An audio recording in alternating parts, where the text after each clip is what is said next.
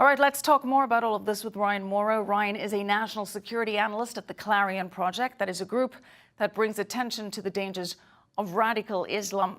Ryan, thanks for being with us. Ryan, key European powers are practically snubbing this conference. France and Germany sending junior, very low-level representatives. The UK's Foreign Secretary, Jeremy Hunt, he's actually going to leave the summit early. And Federica Morgherini, the EU External Affairs Chief, she is boycotting this event outright. So what can be accomplished, Ryan, if this is the attitude from U.S. allies going into this? Well, a lot can be accomplished with our Arab allies that will be there. There will be representatives from 10 Arab countries. And even the Europeans having a diplomatic presence there means that there will be communication. Basically, what it sounds like is that the Europeans, based on comments they've made to different press outlets, are upset because they feel that the U.S. was trying to bully Europe and acting unilaterally in how we put together this conference. Frankly, I think the Secretary of State did some brilliant diplomacy in how this was assembled, because what the Europeans would have been walking into is a situation where you'd be at one event and you'd have the United States and many other countries, including 10 Arab countries, all talking about how to tackle the Iranian threat. And then the European countries that have been weaker would have to answer for their weakness.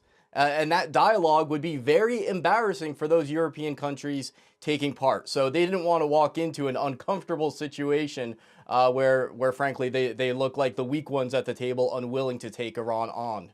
Yeah, and hence they may have avoided sending their bigger leaders because of that very reason, Ryan. Now, while this is happening, as we discussed, there will be Iranian opposition rallies taking place near the conference, showing support for the Iranian people's uprising against the regime. What is being done to support the resistance? Should more be done? Certainly much more should be done to support the Iranian people. Every type of nonviolent measure. Bring back the Cold Warriors that helped us defeat communism, collapse the Soviet Union, and modernize their ideas. And there are plenty of people who have studied how to do this. We have a playbook. So that's what needs to be done. Unfortunately, the current policy of the Trump administration is no to regime change, no to overthrowing governments. And so there has not been any substantive support to the Iranian people. But I must say that this meeting and those protests by the Iranians is the perfect illustration of today's Iron Curtain. If you look at the countries that are boycotting this conference, you have Iran not being invited, you have Syria, Qatar, and Turkey, and the Russians are also boycotting it on one side, and then you have all of these other Arab countries and the United States on the other, and the Europeans more on our side, but still trying to play around in the middle there. And when you put that next to Iranians protesting for their freedom, that's the perfect explanation of the dynamics today and the seriousness of what we face. That's the Iron Curtain. Right. Allies like Qatar and Turkey are on the other side. Ryan, in a further push at diplomacy to solve this, the U.S. is signaling that it's going to extend sanctions on Iranian oil exports and that there are going to be no more waivers or exceptions this time. What impact do you see that having?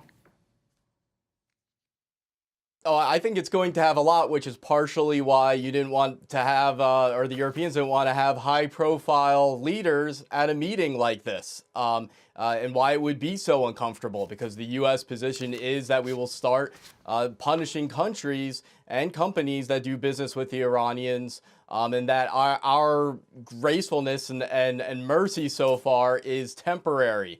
And at this type of event, to have the Arab countries standing with us, which the Europeans have many interests with as well in regards to oil, that brings a lot of leverage to our side on the table. But if you look at the Iranian regime's outcry, notice what they focused on.